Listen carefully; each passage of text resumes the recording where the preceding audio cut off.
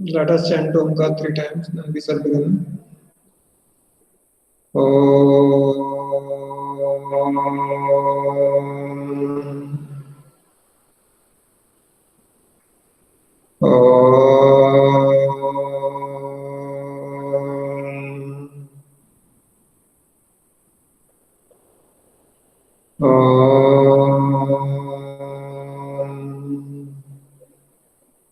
Sairam. So ये लोग है क्या देखते हैं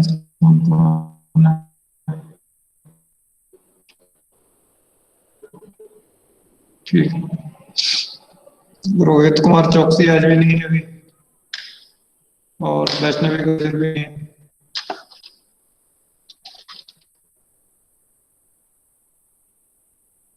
वैष्णवी गुर्जर से बात हुई क्या किसी की?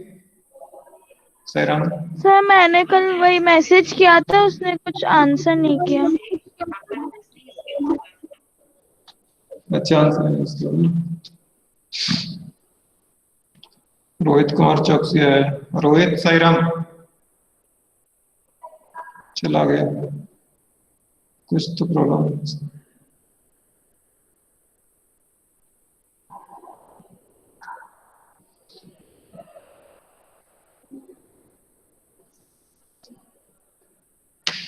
Okay, so today we have to start a new chapter, that is bills of exchange. Na? So in this part, first part of accounting, we are left with 2 chapters. 2 chapters बचे हैं हमारे, एक तो बचा बिल्स ऑफ एक्सचेंज और दूसरा बचा rectification of errors. और सेकंड पार्ट में तो एक ही चैप्टर है मेन, तो हमारा वो है फाइनेंशियल स्टेटमेंट्स और कंप्यूटर्स एंड अकाउंटिंग थ्योरी है ना। तो जो न्यूमेरिकल वाला चैप्टर है वो एक ही है, सेकंड पार्ट में वो है फाइनेंशियल स्टेटमेंट्स और फाइनल अकाउंट्स। ठीक है, so today we will start bills of exchange. इसका भी काफी सारा पार्ट इस बार हटा दिया है पिछले सिलेबस में से, तो छोटा कर दिया चैप्टर। वैसे काफी बड़ा चैप्टर है, उसको छोटा कर दिया है। ओके, सो नाउ ये कोई है क्या इसमें? कोई नहीं है, ठीक। So let me share the screen so we can use this board.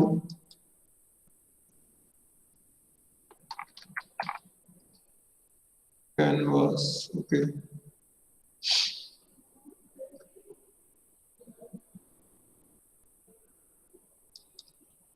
Okay.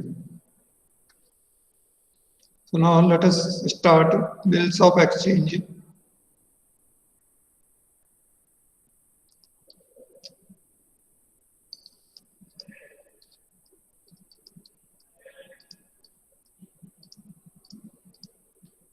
Okay. Now, as we all are aware that there may be 2 types of transactions. Which are the 2 types? Cash and credit. Cash transaction and credit transaction. Aditi, what is the difference between a cash transaction and credit transaction? Aditi?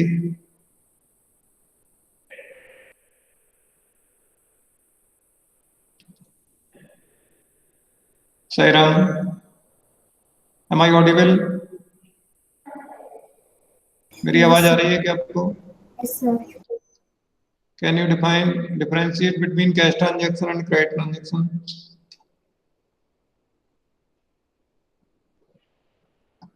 Sir हाँ जी, sir आपकी screen में दिख रही है। ये canvas नहीं दिख रहा है आपको? No sir. Oh sorry ma'am. No, अच्छा अच्छा, मैंने प्रॉब्लम क्या किया? हाँ समझ गया। मैंने क्या गड़बड़ की, शेयर नहीं किया और डायरेक्ट वो खोल दिया, इसलिए नहीं दिख रहा। सॉरी। ठीक है, स्वादित्य है कि कौन बताएगा? पहले बताओ, what is the difference between cash transaction and credit transaction? Sir, हाँ जी। sir, in cash transaction, the payment is made immediately, and in credit transaction, a promise is made for a future payment. हाँ, this is the difference between A cash transaction and credit transaction. In cash transaction, payment is made immediately. Okay, it means both the parties get the value immediately.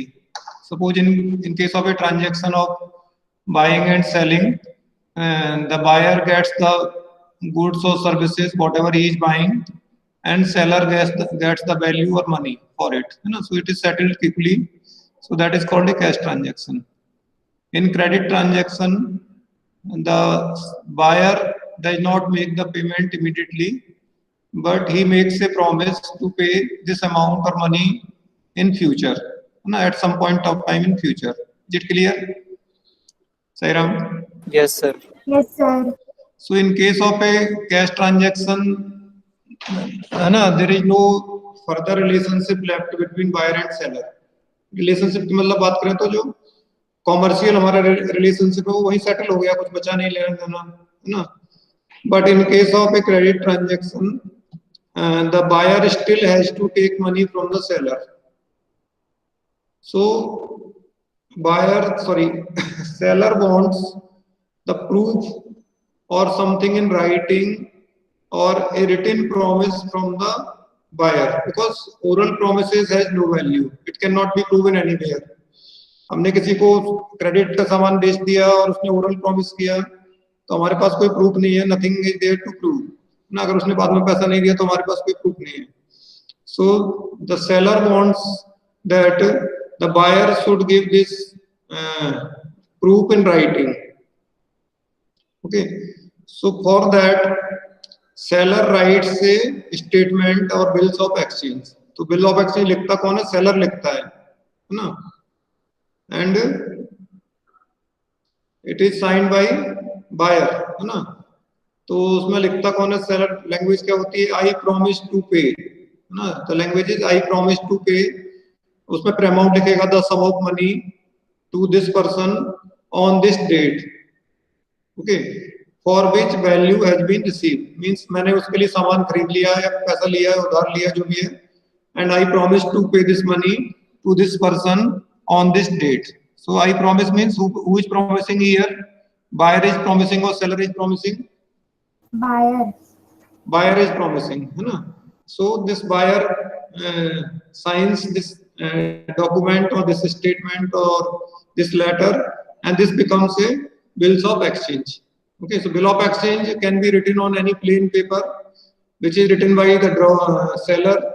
Seller makes it and it is signed by the buyer. So it means it's a written promise from the buyer. So basically what is a bills of exchange? It's a written promise by the buyer to the seller to make payment at a future point of time. Is it clear, Sairam? Yes, sir. So Yes, in sir. bill of exchange, there are two parties like any exchange. So one is the seller, other is the buyer, and bill of exchange is written only in case of credit transactions. If there is a cash transaction, then there is no need of bill of exchange. So we need bill of exchange only in case of the credit transactions, in case of credit purchase or credit sales of goods or services. Okay. So now let us understand it. पहले मैं present करूंगा screen तो आपको दिखेगा entire screen.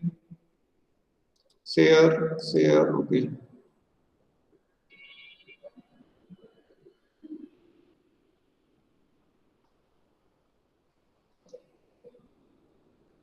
Okay, now canvas I have to show.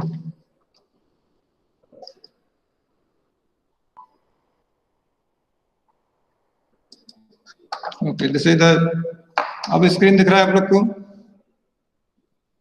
Yes, sir. Now bills of Yes, sir. exchange.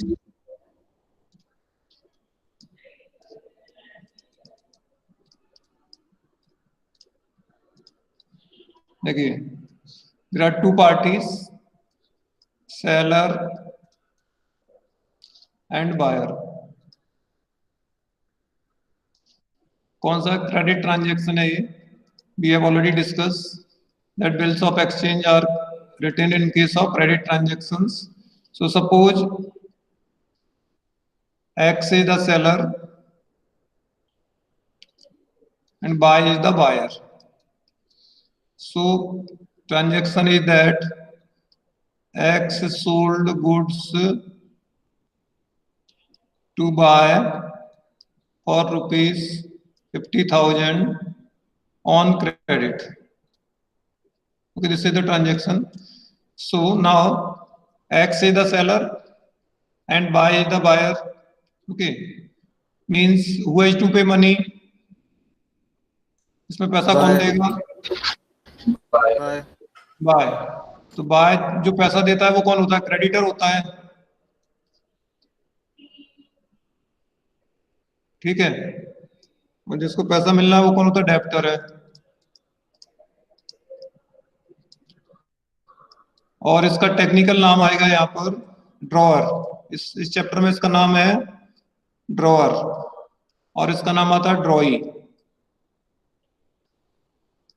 क्यों ऐसा है मैं बताता हूँ आपको. ड्रॉअर और ड्रॉई क्यों बोला इनको? मैंने अभी क्या बताया, in case of a credit transaction we need a bill of exchange. This bill of exchange is written by seller. कौन लिखता है उसको? सेलर लिखता है. सेलर को लिखना नहीं बोलते, उसको ड्रॉ करना बोलते हैं. Who draw the bill? It is not who right the bill, it is who draw the bill. The bill is drawn by seller. Is it clear? सही राम? यस. इसको हिंदी में बोलते हैं बिल खींचना, है ना. तो बिल कौन खींचता है? Seller. Okay, so drawer means who writes the bill, that is a drawer, and drawee accepts it. So seller is the drawer, means drawer is the person who has to receive money, and drawee is the person who has to pay money. ठीक है, तो इसमें इस transaction में bill कौन लिखेगा? This bill will be written that I promise to pay. This will be the language. Okay, rupees 50,000. Words में भी लिखते हैं रुपीज 50,000, है ना, टू मिस्टर एक्स और as per his order on. Suppose इसने 1 महीने का डेट दिया. ये ट्रांजैक्शन आज की डेट में हुआ हमारा. आज तारीख है 25 नवंबर, है ना, 2020. हाँ जी सर, ये एक्स सोल्ड के आगे क्या लिखा है? X sold goods to buy. ठीक है, on 25 December 2011 for value received. ये इसकी लैंग्वेज है. सपोज करो किसी के पास बुक है क्या? आपके पास अभी वहां अकाउंट्स की बुक है क्या? रेफरेंस बुक है, एनसीईआरटी कोई बुक लेके बैठे हो आप लोग तो? सर टीएस ग्रेवाल है. हाँ, उसका खोलो. ये बिल ऑफ एक्सचेंज का फॉर्मेट खोलो उसका. बिल ऑफ एक्सचेंज का उसका फॉर्मेट दिया, पढ़ो उसको क्या लिया है.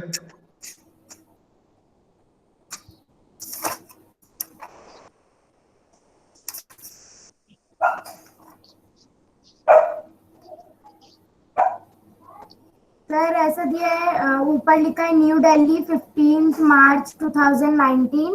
हाँ हाँ, और यहाँ पे राइट साइड में लिखा है ₹50,000 फिर स्टैम्प. फिर उसके उधर लिखा है 3 months after date pay to Shri Rajiv. एक मिनट रुको.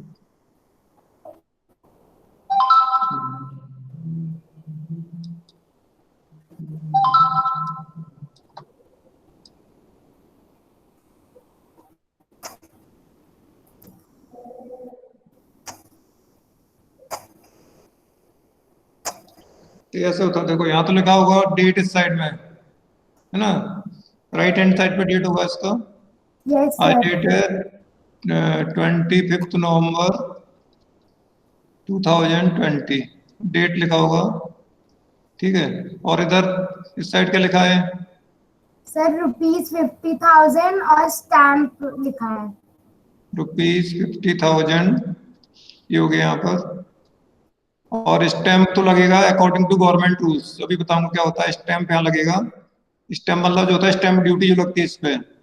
गवर्नमेंट में जैसे रजिस्ट्री कराते हैं तो उस पर स्टैम्प लगते हैं, ऐसे इस पे स्टैम्प ड्यूटी लगानी पड़ती है. टिकट लगता है स्टैम्प ड्यूटी का, वो यहाँ चिपकाएंगे. उसके बाद लिखा है क्या? 3 months आफ्टर, है ना. Yes sir. 3 months after date pay to Shri Rajeev. हाँ जी, पे टू श्री राजीव. पे टू मिस्टर एक्स लिख दिया मैंने इसमें. है ना? ओके। और ऑर्डर और order the sum of rupees 50,000, 50,000 rupees only. Value received. है ना? 50,000 ओनली वैल्यू रिसीव्ड। ठीक है, ये इसकी लैंग्वेज होती है। फिर उसके नीचे लिखा है रॉबर्ट बैनर्जी। हाँ वो तो हो गया, यहाँ पर एक्स हो जाएगा। हाँ क्या है उसके नीचे? फिर है Shri NN Dutt Gupta, Park Street, Kolkata, West Bengal. Okay okay ठीक है, ओके छोड़ दीजिए, वो तो उसका एड्रेस हो गया। तो इसका एड्रेस इसके नीचे आ जाएगा, जिसने लिखा है एक्स सेलर है, एक्स ने लिखा है ये, समझ में आ रहा है? तो ये बन गया बिल ऑफ एक्सचेंज हमारा। ये किसी प्लेन पेपर पर लिख सकते हैं, बस उसकी जो वैल्यू है, जो पैसे का जितने का लिखा उसके हिसाब से आपको स्टैंप लगाने पड़ेंगे यहाँ पर उसको वैलिडेट करने के लिए। So we have to fix the stamp according to the value of the transaction. उसके हिसाब से कितने रुपए का स्टैंप लगाना पड़ेगा वो देखना पड़ेगा, वो गवर्नमेंट रूल्स के हिसाब से स्टैंप लगाना होता है। उसके बाद फिर ये साइन कर दिया एक्स ने यहाँ पर, और इसको ये भेज देगा किसके पास? देखो अब समझो इसको, यहाँ पे ये समझ में आ रहा है, दो पार्टी है, X and Y, Y the buyer, X is the seller. तो एक्स ने बिल लिखा और ये सारा लैंग्वेज लिख के एक्स इसके पास भेजेगा, बाय के पास भेजेगा इसको। बाय के पास जब आएगा ये, तो बाय लिखेगा इस पे एक्सेप्टेड, और यहाँ पे साइन कर देगा बाय अपने, है ना? सही Ram, are you understanding? Yes sir. So now it will be a valid document, क्योंकि एक ही पार्टी का साइन है तब तक तो उसकी कोई वैल्यू नहीं है। As soon as Y writes it, accepted and signs it, it becomes a agreement between X and Y, legal document बन गया। Now Y is responsible to pay the money according to the time and money given in this document.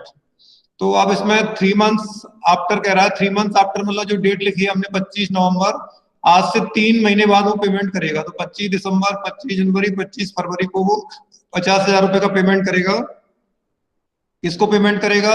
या तो x को करेगा, ये very important है, या तो एक्स को करेगा, और ऑर्डर यानी एक्स जिसको बोलेगा, इसका मतलब होता है कि इसमें cheque, this can be endorse, bill of exchange can be endorse, जैसे चेक का एंडोर्समेंट होता है तो बिल का भी एंडोर्समेंट हो सकता है।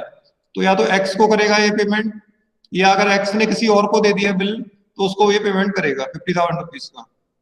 क्लियर है? तो जब ये बिल लिख जाएगा तो इसके लिए बन जाता है बिल रिसीवेबल, और इसके लिए बनता है, आपने अभी 2 टर्म देखे होंगे अकाउंट में, बार बार आए होंगे कहीं ना कहीं, ये 2 टर्म आए हैं आपका, bills receivable and bills payable. किसी ने याद किया? अभी देखा ट्रायल बैलेंस में कहीं ना कहीं आए होंगे। Yes sir. Bills receivable and bills payable आए थे क्या? यस सर, आए थे। Yes sir. बिल रिसीवेबल क्या होता है? असेट होता है, क्योंकि उसका पैसा मिलना है हमको। और बिल पेबल क्या होता है? लायबिलिटी है, क्योंकि हमको पेमेंट करना है। लेकिन बिल एक ही है, but same bill has 2 different impacts on 2 different parties. देखिए बिल तो एक ही है यहाँ पर, जब एक्स की बुक्स में लिखेंगे तो एक्स के लिए क्या बन गया ये? Bills receivable, because as X has to receive money, है ना? और बाय के लिए क्या हो गया? Same bill, it is what for Y? Payable. It is bills payable for Y, है ना? तो सेम बिल है, one single bill has 2 different implications for 2 different parties. For a drawer it is a bills receivable, because drawer has to receive the money, and for a drawee it is bills payable, because drawee has to make the payment of the bill. Is it clear? किसी को doubt इसमें? No sir, it's clear. तो इसमें parties कौन कौन से पहले, अच्छा पूर्वी आपका बुक है तो पढ़ो, उसका मीनिंग पढ़ो और डेफिनेशन ऑफ फीचर्स पढ़ो, उसमें फीचर्स दिए आपको, देखो पढ़ो उसमें से। बिल ऑफ एक्सचेंज की डेफिनेशन पढ़ो और फीचर्स पढ़ो। एक हमारे यहाँ एक्ट है नेगोशिएबल इंस्ट्रूमेंट्स एक्ट, मैंने पहले ही बताया था आपको, एक बार चेक बता रहा था तब बताया था, ये negotiable Sir, section 5 of the Act instruments 1881. Act 1881, ये एक्ट है जिसमें सारे जो हमारे डॉक्यूमेंट है कंट्रोल करता है, उसको बोलते हैं नेगोशिएबल इंस्ट्रूमेंट्स एक्ट 1881। तो ये सारे इनको बैंक चेक्स हैं, ड्राफ्ट है, बिल्स ऑफ एक्सचेंज है, हुंडी है, इन सबको ये कंट्रोल करता है, रेगुलेट करता हुआ है नेगोशिएबल इंस्ट्रूमेंट्स एक्ट 1881। पढ़ो, आप पढ़ो, स्वास्थ्य का क्या डेफिनेशन इसकी, बिल्स ऑफ एक्सचेंज की।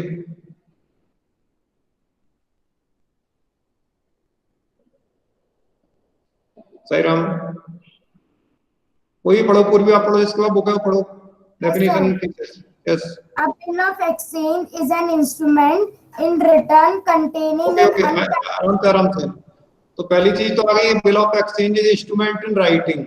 First thing about bill of exchange, that there can be no oral bill of exchange. Oral promise cannot be accepted as a bill of exchange. It must be in writing. Bill of exchange must be in writing. Okay. Yes. An unconditional order signed by the maker. एक minute रुकिए, हो गई। ये unconditional है, second feature है इसका। पहला feature आ गया, it must be in writing. Second, it is an unconditional order. Order कौन दे रहा है? ड्रॉअर दे रहा है। किसको दे रहा है? ड्रॉई को दे रहा है। It is an unconditional order, कोई कंडीशन नहीं है। ये जो लिखा है 3 months आफ्टर, इसमें कोई कंडीशन नहीं लगी है। ऐसा नहीं है कि ऐसा होगा तो पेमेंट करूंगा, ऐसा नहीं होगा तो पेमेंट नहीं करूंगा, उस दिन पैसे आ गए तो पेमेंट करूंगा, ऐसी कोई कंडीशन नहीं है। It's unconditional order signed by maker. Maker कौन है? ड्रॉअर। ये ड्रॉअर ने साइन किया, लिखा मैंने इस साइड में, ड्रॉअर साइन करेगा। It is signed by the maker. Okay, yes पूर्वी। Directing a certain person to pay a certain sum of money only to or to the order of a certain person or to the bearer of the instrument. Bearer of the instrument. Okay, तो क्या है इसमें, कितना payment देना वो भी certain होना चाहिए। It should not be blank कि बाद में अमाउंट भर लेंगे, ऐसा नहीं है। It must be written for a certain amount. कितना पैसा है वो लिखा होना चाहिए इसमें। दोनों में लिखते हैं, नंबर्स में एंड वर्ड्स में, दोनों में लिखते हैं अमाउंट। और सर्टेन पर्सन, किसको पेमेंट करना है ये भी फिक्स होता है। और अकॉर्डिंग टू हिज ऑर्डर, या तो उसको पेमेंट करेंगे या वो जिसको बोलेगा उसको पेमेंट करेंगे। ठीक है, आगे चलो। Then sir ये एक है, फिर it means that the bills of exchange is drawn by a person directing another person to pay the specific sum of money to the bearer of the instrument or to a specified person on his or her order. The Okay. person so directed or ordered must accept it so that it becomes a bill of exchange. हाँ, ये accept किया ना, मैं बताया ना, drawing को भेजेगा लिखने के बाद drawer, it will be accepted by the drawing, then it will become a bill of exchange. Okay, अब फीचर्स पढ़ो इसके। फीचर्स क्या क्या हैं? Yes, sir. Features of bill of exchange. First, bill of exchange is a written order. Okay, बता दिया मैंने आपको। दूसरा, Second, it is drawn and signed by the maker, that is drawer of the bill. ये बता दिया कि drawer लिखता है और साइन करता है। ठीक है, सबको क्लियर है, समझ में आ रहा है? एक तो पहले बता दिया मैंने एग्जांपल में। ठीक है, तीसरा पढ़ो। Third, it is an unconditional order to a person, that is drawee, to pay the specified amount. The drawee must accept it to make it a valuable document. ठीक है, कोई कंडीशन नहीं होती है, जैसे अनकंडीशनल ऑर्डर है। ड्रॉई can not put any condition on it. Okay. Fourth, the specified amount is payable to the person named in the bill or to his order or to the bearer. Okay, उसको payment करेंगे या उसके order से करेंगे इसको। Fifth, Okay. it specifies the date by which the amount should be paid. हाँ, ये भी इम्पोर्टेंट है, इसमें डेट लिखा होना चाहिए। इसमें लिख दिया 3 months आफ्टर, तो ऊपर डेट लिखी है। इस डेट से हम काउंट करेंगे कि कौन सी डेट में इसका पेमेंट होना है। That is called due date और डेट ऑफ मैच्योरिटी। ये समझ लीजिए, आप आगे आएंगे। The date on which the amount of bill is to be paid, that is called due date. उसको बोलते हैं ड्यू डेट और डेट ऑफ मैच्योरिटी, है ना। ड्यू डेट और date of maturity on which bill is to be paid. Okay, yes. Sixth, it is accepted by the drawee to make it a legal document. Okay, sir इतने ही है। बस इतने हैं ना। तो ये सारे फीचर समझ में आ गए आपको इसके बिल ऑफ एक्सचेंज के? सही Ram? Yes sir. Okay, so now next one is the which are the parties in a bill of exchange. देखिए, इसमें 2 टर्म और है। आगे जाने से पहले बाद में पहले पार्टी समझ लें, फिर उसके बाद बात करेंगे parties of a bill of exchange.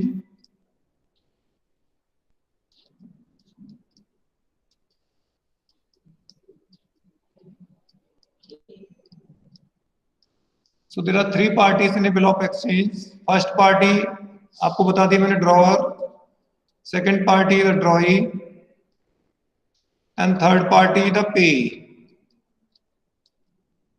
ठीक है.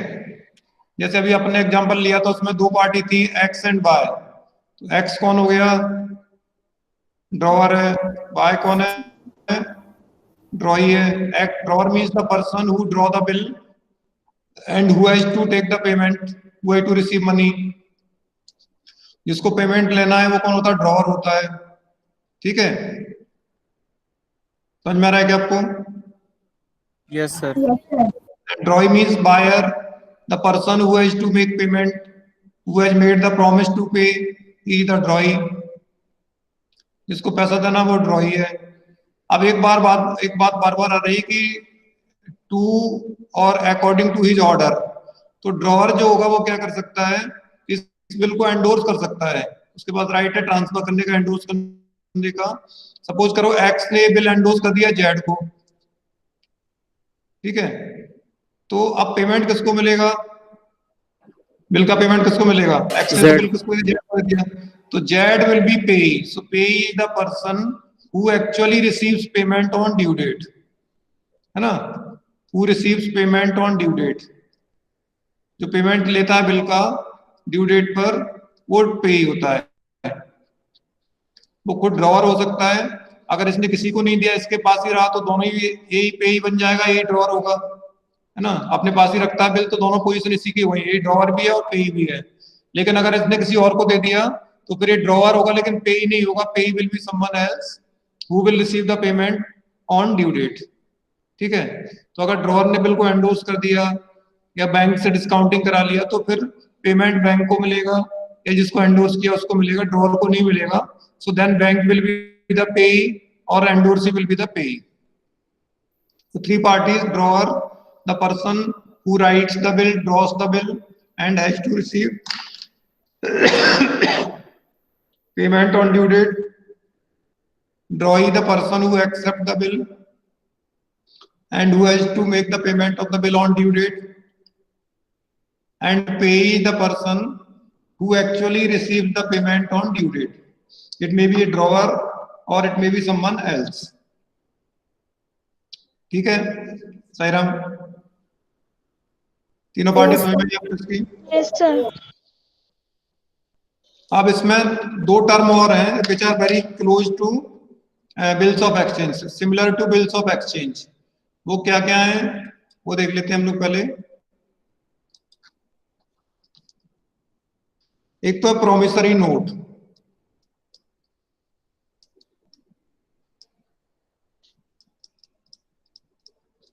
और दूसरा हुंडी. ये वर्ड सुना है क्या आपने? हुंडी कभी सुना है क्या किसी ने? No, sir. ये भी प्रोमिसरी नोट, ये भी बिल ऑफ एक्सचेंज एक तरह का. अब है प्रोमिसरी नोट. अब प्रोमिसरी नोट और बिल ऑफ एक्सचेंज में बेसिक डिफरेंस क्या वो बताता हूं पहले, फिर बाद में हम डेफिनेशन पढ़ेंगे इसकी. बेसिकली मैंने क्या बताया? Bill of exchange is written by drawer and it is accepted by drawee. है ना? जैसे एक्स एंड बाय थे, एक्स सेलर है और बाय बायर है. तो बिल ऑफ एक्सचेंज कौन लिखेगा?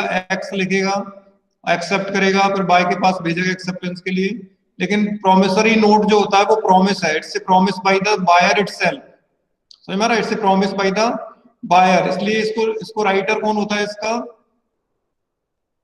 ये इसका राइटर होता है. ड्रॉई जो होता है वही राइटर होता है इसका. इसमें कौन लिखता है? बिल ऑफ एक्सचेंज कौन लिखता है? Drawer. And promissory note is written by the drawee, buyer. तो ये खुद ही लिखेगा, बिल ऑफ एक्सचेंज लिखेगा आई प्रॉमिस टू पे, और इसको भेज देगा सेलर के पास में. इसलिए इसमें 2 ही पार्टीज होती हैं. ठीक है. अब पढ़ो कौन है, बुक किसके पास है? प्रोमिसरी नोट पढ़ो आप लोग.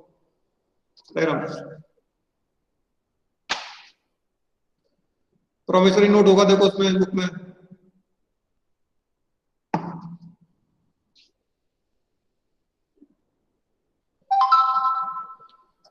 अबे शिवम है क्या बुक तेरे पास?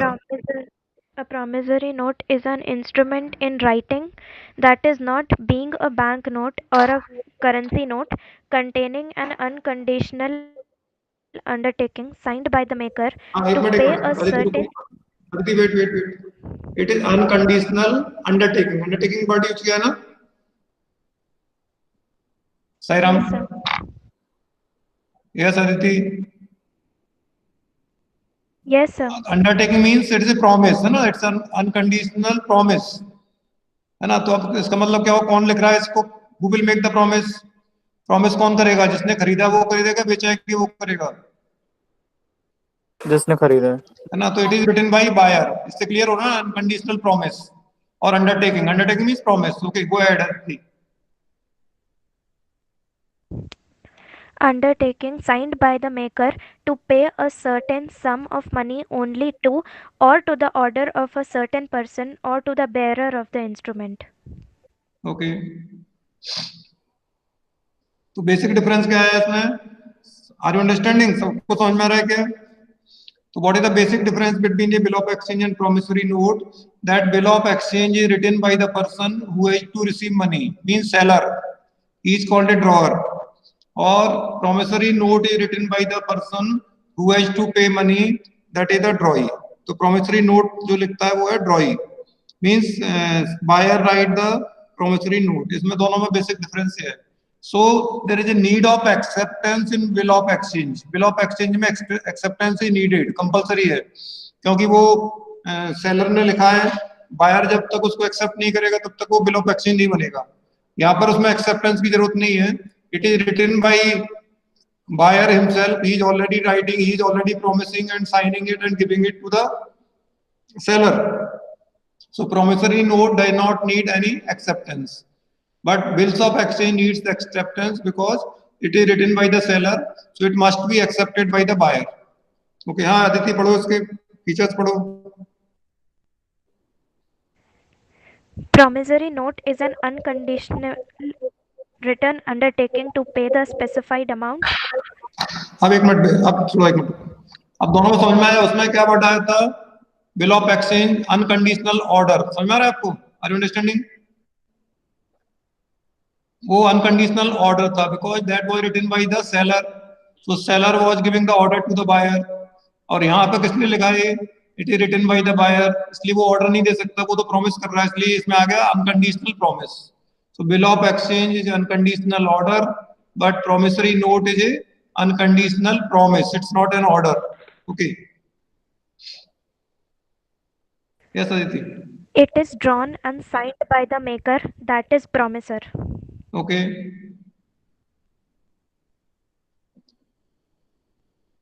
इसकी पार्टीज बताओ, कौन कौन सी पार्टीज होती It हैं? specifies हाँ, यस यस, पढ़ो पढ़ो आगे पढ़ो।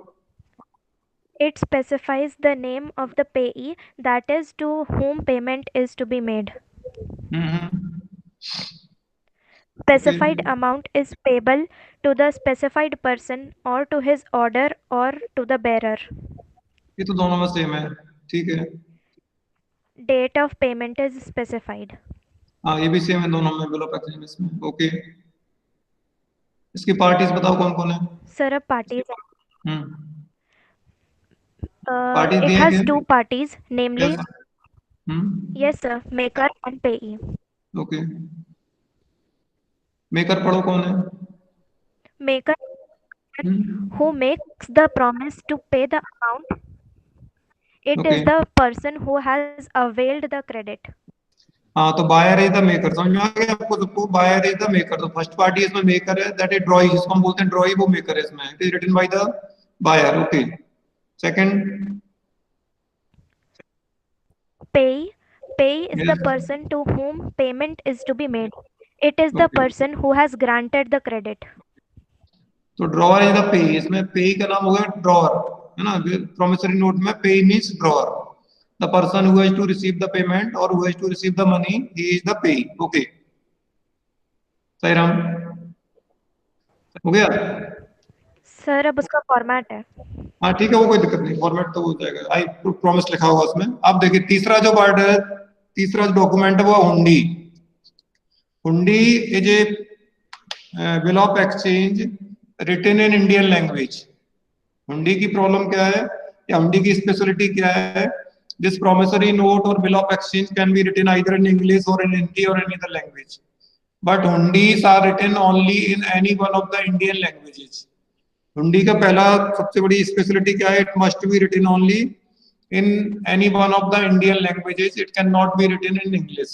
हुंडी को इंग्लिश में नहीं लिख सकते. ये भी एक promissory note है, बिल ऑफ एक्सचेंज है, but it must be written in Indian language. And basic or original language of hundi is Muriya language, Muriya language, MURIYA, because hundis were first time used in Marwar region of Rajasthan. तो मारवाड़ी लोग इसका use करते थे document का, इस वहीं से इसका ओरिजिन हुआ, इसलिए इसकी जो बेसिक लैंग्वेज है वो मुड़िया है ना. But it can be written in any one of the Indian languages. Mudiya Marwari language नहीं आती है तो आप हिंदी में लिख सकते हैं और किसी भी इंडियन लैंग्वेज का यूज कर सकते हैं, but it can not be written in English. दूसरा इसका तरीका अलग होता है. इसमें क्या होता है, अमाउंट को आधा करके लिखते हैं और दुगुना करके लिखते हैं. जैसे ऐसे भी हमने 50,000 रुपए का बिल लिखा तो उसमें तुमने 50,000 लिखा डायरेक्ट केवल. इसमें क्या लिखेंगे, रुपए 50,000 जो 1 लाख का आधा और 25,000 का दोगुना है. रुपए 50,000 जो 1 लाख का आधा और 25,000 का दोगुना है.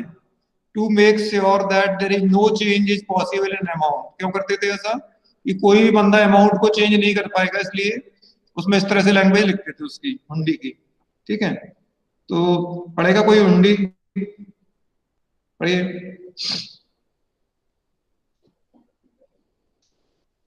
सही राम. Yes sir. यस पढ़ो.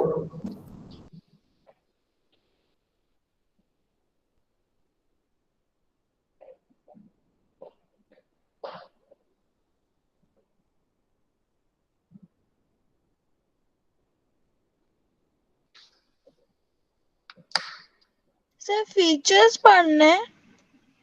पहले मीनिंग पढ़ो, हुंडी क्या है. सर बुक में दिया नहीं है. सर बुक हुंडी में नहीं नहीं दिया है? दिया है. यस सर बुक में दिया नहीं है. हुंडी नहीं दिया है बुक में? No sir. No sir. No अच्छा सर. चलो, सिलेबस में नहीं होगा फिर आपको. नहीं दिया. हाँ जी, सर टीएस ग्रेवाल ने भी नहीं दिया है. एनसीईआरटी में दिया होगा, एनसीईआरटी में मिलेगा. सर एक बार देख के बताती हूँ. हाँ एनसीईआरटी में पक्का दिया है. बस it's only for understanding. Syllabus का पार्ट नहीं भी होगा तो कोई बात नहीं, लेकिन हम लोग समझ लें उसको, इसलिए है ना. एनसीईआरटी में तो दिया है, देखो आप उसको.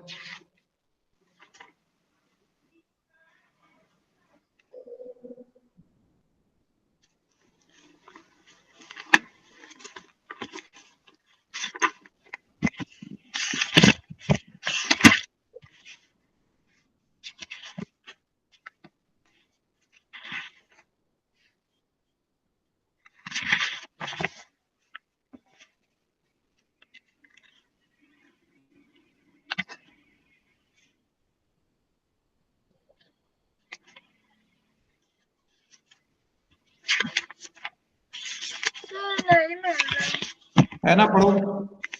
सर मिल नहीं रहा है. नहीं मिल रहा, कोई बात नहीं, छोड़ दो उसको. ठीक है, कोई बात नहीं. होगा तो वहीं शुरू में ही होगा जहाँ पे सब दिया है वहाँ.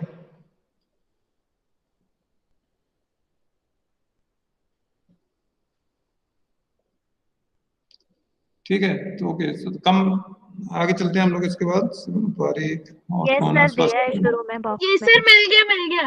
हाँ पढ़ो कोई भी पढ़ो एक. Yes sir. हाँ जी. Hundis. There are a variety of hundis used in our country. Let us discuss some of the most common ones. नहीं, उसका मीनिंग दिया क्या कहीं? मीनिंग सर हाँ इधर दिया है. हाँ पढ़ो, पहले मीनिंग पढ़ो. कहाँ से शुरू, कहाँ से हो रहा है? In India, instruments of credit have been used since time of immemorials and popularly known as Hindus. Hundis. The hundis are written in Indian languages and have a large variety. से इतना ही दिया, ज्यादा नहीं दिया। ठीक है, आगे पढ़ो, तो टाइप पढ़ो ऐसे। हाँ, यस सर, तो शाहजोग हुंडी, दिस साहजोग इज हुंडी, ड्रॉन, साहजोग। हाँ हाँ, हाँ, okay. this is drawn by one merchant on another, asking the latter to pay the amount to a Shah. Shah is a respectable and responsible person, a man of worth and known in the bazaar. A Shah तो जो जो साहूकार होते हुंडी, थे ना, साहूकार लोग जो उधार देते थे पैसा, साई राम, उनको यस सर, बोलते थे यस सर, शाह, है ना, शाहजी। शाहजी मतलब हम्म अमीर आदमी, शहर का सेठ जो होता था, और वो किसी हम्म को लोन देता था तो उसमें एक डॉक्यूमेंट साइन कराता था, उसको बोलते थे शाहजोग हुंडी, है ना। So this is written hmm by the sahukar और शाहजी और mahajan at the time of giving loan to a person, है ना। This is called Shahjog hundi. Okay, yes. passes from one hand to another till it reaches a Shah, who after reasonable inquiries present it to the drawer for acceptance of the payment. Okay, फिर है दर्शानी हुंडी. This is दर्शनी, hundi दर्शनी payable हुंडी। to site, payable at sight. It okay, must be presented for payment within a reasonable time after its receipt by the holder. It is similar okay. to a demand bill. हम्म, फिर अरे मुद्दती अ हुंडी। मुदत्ती, हाँ हुंडी. A मुदत्ती हुंडी or मियादी हुंडी is payable after a specified period of time. This is similar to a time bill. There are few other varieties of hundi like namjog hundi, dhani jog hundi, jawabi hundi, uh, okay, hokhami okay, hundi, thank you Swastika. firmani jog hundi, and so on. So this is actually old tradition. It is still used in India. अभी भी हुंडी का use होता है India में, ठीक है। So basic language is Marwari, it is unique format of bill of exchange, और इसमें सबसे ज्यादा फोकस अमाउंट को होता है। अमाउंट तो कोई चेंज कर ही नहीं सकता है। जैसे हम लोग 10,000 लिख दिया, उसमें लेटर्स में नंबर में लिख दिया तो एक जीरो बढ़ा दिया, चेंज हो जाएगा। इसमें तो पूरा पक्का करके लिखते हैं। बताया ना मैंने आपको, जितना अमाउंट है उसका हाफ। जैसे 5,000 रुपए का लोन लिया किसी ने, तो 5 रुपए 5,000, जो रुपए 2,500 के दोगुने हैं और रुपए 10,000 के आधे हैं, आप कैसे चेंज करोगे? 3-3 बार लिखा पक्का करके उसको, ठीक है। अब इसमें एक दो हुंडियां जो आई वो अभी भी चलती हैं। एक तो आई दर्शनी हुंडी और एक है मुद्दती हुंडी। इसको बोलते हैं demand bill, bill at sight. अभी हम पढ़ेंगे बिल ऑफ एक्सचेंज के टाइप में, bill at sight. The bill of exchange in which there is no specific date of payment is mentioned. जिसमें डेट नहीं लिखी होती है उसको बोलते हैं डिमांड बिल और बिल एट साइट। इसको बोलते हैं दर्शनी बिल। यानी जैसे ही आपने जैसे ड्रॉअर को पैसा लेना है ड्रॉई से, तो नॉर्मली जो टाइम लिखा है कि 3 मंथ्स आफ्टर या 2 मंथ्स आफ्टर, तो 2 महीने के बाद ही पैसा मांगेगा, 3 महीने के बाद पैसा मांगेगा। इसमें कोई टाइम पीरियड फिक्स नहीं है। जिस दिन भी वो पैसा लेने आने वाला, जिसको पैसा लेना है, वो जाके जिसको पैसा देना है उसको दिखा देगा। जैसे इसमें बाय को पैसा देना है, एक्स को पैसा लेना है, तो आज बिल ऑफ एक्सचेंज लिखा और कल ही एक्स ने जाके बाई को दिखा दिया। बाई को दिखाने का मतलब क्या हो गया कि वो पेमेंट मांग रहा है, दर्शन कराना। तो जैसे ही वो दर्शन कराए वैसे ही वो ड्यू हो जाएगा, पेमेंट करना पड़ेगा। So there is no surety of time period, है ना। इसमें कोई फिक्स टाइम नहीं है, कभी भी इसका पेमेंट लेने आ सकता है। इसके लिए इसको बोलते हैं दर्शनी हुंडी और बिल एट साइट और डिमांड बिल। मुद्दती या म्यादी, मुद्दत मीन्स होता है पीरियड, म्याद means period. So if a bill of exchange is written for a specific period of time, that is called time bill. उसको टाइम या टर्म बिल बोलते हैं। Term bill means the bill which is written for a specific period of time and that is payable only after that period of time. तो उसको पहले बोलते थे म्यादी हुंडी या मुद्दती हुंडी। मुद्दत मीन्स भी पीरियड होता है, म्याद मीन्स भी पीरियड होता है। So if the bill of exchange is written for a specific period of time, that is called मुद्दती बिल और म्यादी बिल, है ना। Okay, okay, thank you Sairam. Let us have shanti path, then we will conclude. Om shanti shanti shanti. Sairam. Thank you, sir. Saram sir. Sairam, you can leave it.